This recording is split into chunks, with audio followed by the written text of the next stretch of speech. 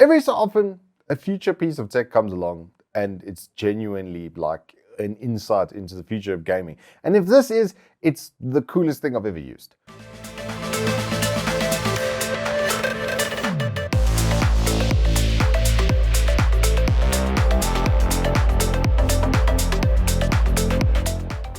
Good afternoon, welcome to Turbo Tortoise Tech. If you're new here, I'm Reese, the 4-piece variety, ROG Triple XL. And this thing is so cool, I don't know where to begin. I've literally restarted this video like 6 times. Hopefully this is the one. But this Lenovo Legion Go, if this is an insight into the future of gaming, I am here for it. This is so cool as a device. It's like kind of unassuming, especially the device itself. It's literally just a brick with some cooling and a very nice monitor that's on it. It's also a touchscreen, and it's got a lot of spec that we'll go through. But the unique thing that they've done here is with these two controls, and it's nothing. I've never seen a device like this. I've never ever used something that's this flippin' cool. Okay, and I don't think you understand how cool it is. It's really cool, okay? Let's start off with what's in the box, because it's quite simple and straightforward. You get this nice little hard shell cover, okay? And in the bottom of this cover is a attachment thing, which I'll show you just now what it does, because this is part of why it's so cool. Another thing that's really cool on this is on this bottom piece over here is this. There's a little hole, because there's a USB Type-C in the bottom of the controller, so you can charge it while it's still in its dock, which we kind of like. You get the hard shell cover with the device, which I think is a must for these kinds of devices if you're going to be on the go. It's got a little strappy bit up top, and then inside there's this little chigga over here, so that once the console is in, because it fits quite snugly, it's difficult to get out. Without this, they obviously ran into the problem, and then this will just lift it out of there for you. But this is not what makes it cool. We've seen hard shell covers down a dozen. That's not so cool. Let's get to the device itself. So we have 16 gigs of LPDDR6X 7500 mega transfers of memory, which is very important because that's split off for the graphics processing from the AMD Z1, which is in here. And it's an 8-core, 16-thread processor with a couple of Zen cores. I think it's 6 of the Zen cores, or the RDNA 3 cores at least, for the graphics. And honestly, it's a little bit too much CPU and not enough GPU. And that's just a general thing that I'm running into with this, with these handhelds at the moment, is the chips that they're using are actually built for kind of like on-the-go mobile notebooks more so than they are for these specific setups, but they've kind of been adapted to work in this environment. And so, yeah, the criticism I would have is chop off 2 cores and 4 threads for me. Give me a 6-core 12 thread with twice as many RDNA 3 cores, and then we're going to be talking. And then this will be like, oh, just so incredible. It's already very good. So that would make it like chef's kiss. Please, AMD, bring out something like that for our friends. Now, all of that is housed in this brick-looking thing. It does have quite a nice kickstand with a very, very strong hinge on the back. So once you've set it in position, it's not going to budge unless you like give it some serious horns over there. So yeah, you can have it then standing on your desktop just absolutely perfectly. Along the top, you're going to see a Type-C input. You're going to see 2 volume buttons next to that, an SD card reader, which can take up to 512 gig micro SD in that, and then a headphone jack next to the power button. You might notice the RB-LB triggers, or the trigger RB-LB and the RT triggers here. They are full triggers. They have got some travel in them, and they're Hall effect as well, which is cool. So they're not the carbon-based ones, so they won't wear out in a hurry. But along the back of these triggers, you're going to notice there's 2 extra buttons over here and another 2 over there, which are then fully programmable. Then you've got your default layout on each side, your Xbox layout, your ABXY over that side, with a tiny little button over there, which is for your quick control for the device, which I'll show you in a second. And then you've obviously got your analog, which has got some RGB. Now, one of the first unique touches to this is over here, this little square bit in the bottom left-hand corner, your bottom right-hand corner, is a touchpad. So this is a normal mouse touchpad, as you can see, with the mouse going on over there, and it's got some vibration feedback as well from the controller, so they force feedback vibration. And then on the left-hand side, you've got another little Legion Go button. This is to launch the software that you can see on the screen over there. And then you've got your start and your select for your default setup, and your D-pad, as well as your analog. These obviously are buttons as well. Very nice too. These are quite lekker. The only ones that are of the buttons that I didn't like off the back foot, that I was like, it feels a little bit mushy, was the XYAB. It does have a little bit of play side to side over here, especially the B. That's not me pushing it. That is not noise from depression. That's just me shaking it left to right. So yeah, the B is a little bit catchy on its frame, but otherwise the button set is pretty good feeling. Now, we get to what makes this kind of astronomically impressive, is these are detachable. And unlike a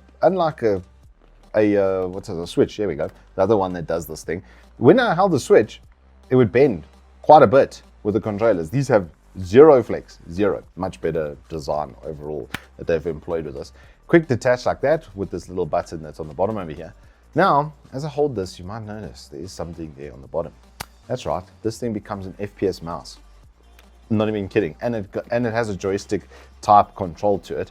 So if I take out this little bit now, you will see that this slots into here absolutely perfectly, form fitted. And then you have a mouse, ladies and gentlemen. I now have a mouse. So the two buttons over here, M1 and M2, that's 1 and 2. Then you've got your third mouse button over there, and your scroll is on your thumb, just above it over there. So it's quite intuitive. Even if you had to use it as a lefty, yeah, you're not going to get access to those extra buttons. You can kind of push them with the inside of your hand, but it's still going to be form fitted and basically absolutely perfect to use as a mouse. And then, yeah, you got to flip the switch on the bottom over there, and it turns that sensor on, and then you've got a normal optical mouse. So if you want to game with it like that in the split kind of position, you can see it's telling me it's put onto FPS mode as well. Gives you a fair little warning about that, but it is then set to FPS mode. How cool is that? You have a full nunchuck detachable plus a mouse all in one. Okay, Lenovo, that's flipping. That's really sick. This is one of the most innovative, clever, and simple things I've seen all at the same time. And I say clever and simple, but because this thing has like 12 buttons on one of its things, so you can control all of them quite easily from here like that, and your scroll and stuff, and you can still reach the ones on top with your thumb, etc., because it's just like a joystick type design. The only thing is, with these contacts being on the side, you are going to watch out for grubby fingers. You might want to clean that every so often so that it makes connection properly into that. But as soon as you switch it off, then you're going to hear it immediately connect and reconnect. That's seamless. I never had a single problem with it connecting or reconnecting to anything. And then we just slot it back into position. As simple as that.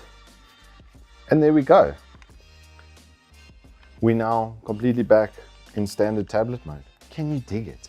Like that for me is just kind of otherworldly that they've done that over there. This side's obviously also detachable. They have their own individual batteries, and there's a battery meter that you'll see on the little screen up top right. Speaking of the screen, it's a 2560 by 1600 144 Hz display.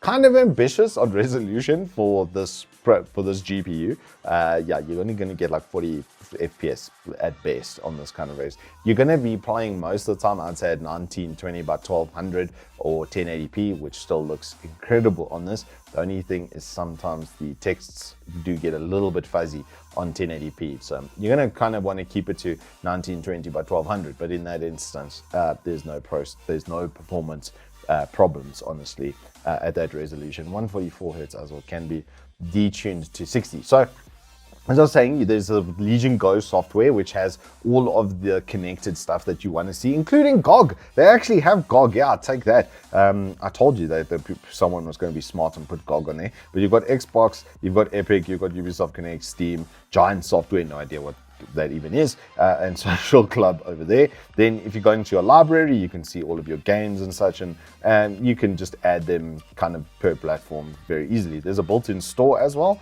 which is kind of nice to have, so you can see discounts that you would get for being a Lenovo Legion VIP, which comes with the device. So they do have their own set of discounts and stuff built onto their store, which is I think you'll agree, a bit of a big plus. Some of them are like $60 to like $8. So yeah, you can get yourself some games and stuff over there quite easily and quickly. Then if we go into the settings over here, you're gonna have settings for all of your major stuff like performance versus power saving mode, you know, network to be able to see the different devices and stuff, Bluetooth, display.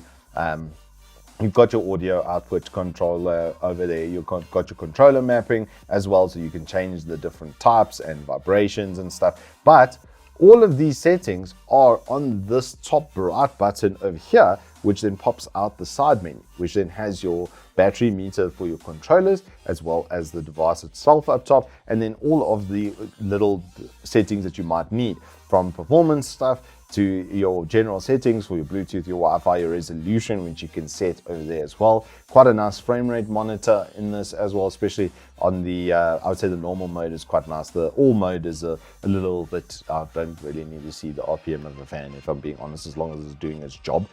You've got the controller mapping one as well. The system quick settings is like absolutely perfect. You've got Alt Escape if you need to minimize, Windows key D if that doesn't work, Alt F4. You've got your task manager, file manager, virtual keyboard in case it doesn't pop up, which can happen because Windows, screenshot, mute, Wi-Fi settings, Bluetooth settings, and just an escape key built in over there in case you do need it. So yeah, that's very, very nicely put together over there. And then you've got your productivity mode and just your general information and help center stuff at the bottom over there. So really good included software as well, coming with the device.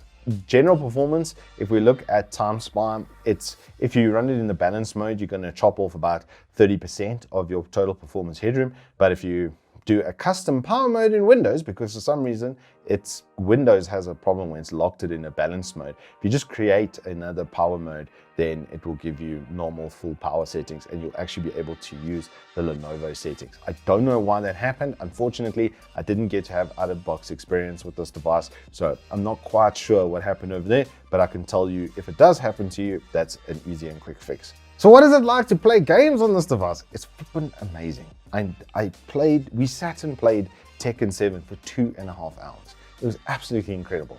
If you're going to run it off battery on max performance, you're going to get about 1.5 hours on a balanced kind of performance mode, which drops you from 100 FPS to about 70. You're gonna look at about 2 hours, 10 minutes ish is what I would say your max is gonna be from the 50 watt hour battery. I got just under 5 hours worth of continuous video playback on that test as well. I got full 500 megabytes or megabits up and down from the Wi-Fi, so the Wi-Fi's blitzvinnig. There's going to be no issues over there.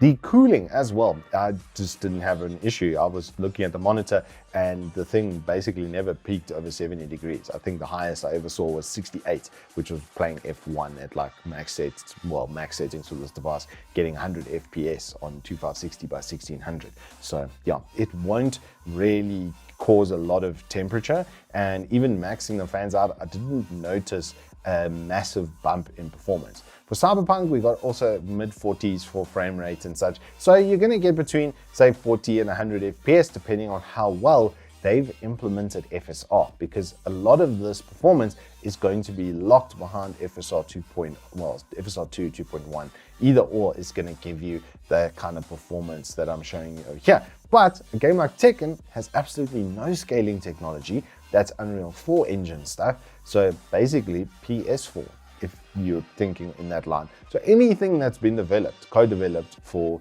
PS4 on Unreal 4 engine is probably going to run on this device just fine. Tekken was like, it's quite a kind of like a mid-tier example of that engine. But overall, the performance and stuff from this is not why I would buy it. You can stream your games to this device absolutely seamlessly. It was so good in that facet. I really, really enjoyed it from that, especially with this incredible screen that it's got. It's got like, I think 500 nits brightness as well. It's extremely bright. So 144 Hertz plus that, absolutely incredible.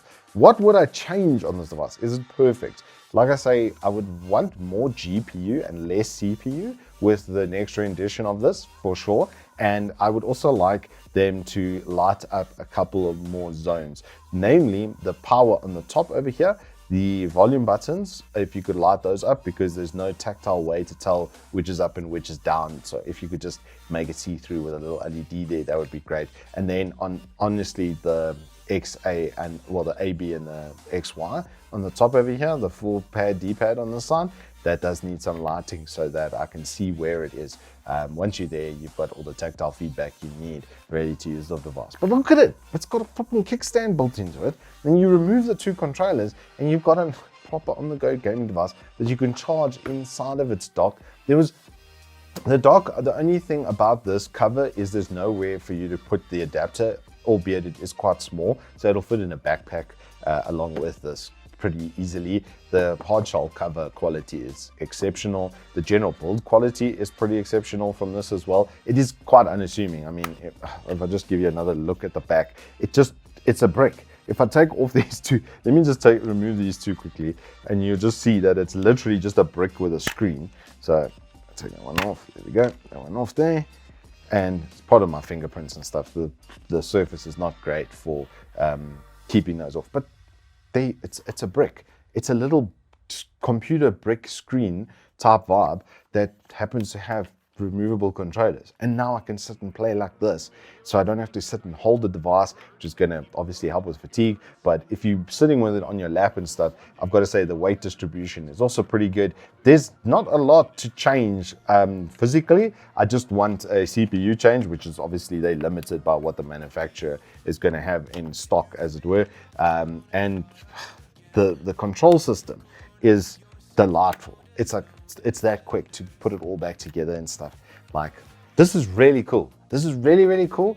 You're gonna get pretty good battery life out of it, because compared to like a ROG Ally, it's only got a 40 watt-hour battery. It's got a 50. So it's like a spec up plus on everything that it's got there. It's not the cheapest. You're gonna look at about 16,000 Rand for the Lenovo Legion Go. I'd also like a screen protector. That's the other thing that I would like. Other than that, though, other than all of those other things, I'm still gonna give it a 10 out of 10, because as a concept, this is perfect. This is absolutely perfect. The fact that I can have a mouse just attached like straight like that, and then as a gaming device, it fits perfectly in my hands. Like the feel of it, the roundness of these, the little grooves that they have, even for 2-finger setup, this is the easiest one out of all of the ones I've had to hold. From that perspective, the triggers are really nice and big. They're cupped perfectly. Like, this is a big win for Lenovo. I'm seriously impressed. I didn't think that this was going to be the coolest of tech that I've tested this year. This is easily the Turbo Tortoise Tech Cool Award. Anywho, that's all I've got for you on the Legion Go. Yes, I know things didn't go so well at launch, but now driver updates and stuff, I've got to say it's running pretty damn well. Anywho, if you have enjoyed this, please do hit us up with a like and subscribe, and I will see you on the flip side.